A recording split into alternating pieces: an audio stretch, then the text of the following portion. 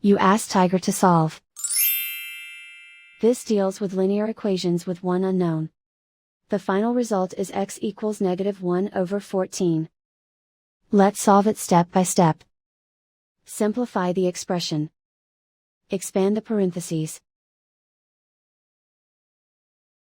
Simplify the arithmetic. Multiply the coefficients. Expand the parentheses. Group like terms. Simplify the arithmetic. Swap sides. Group all constants on the right side of the equation. Subtract 28 from both sides.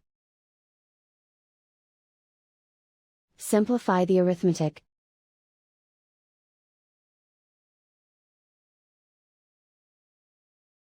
Isolate the x. Divide both sides by 14. Simplify the fraction. And so the final result is x equals -1/14.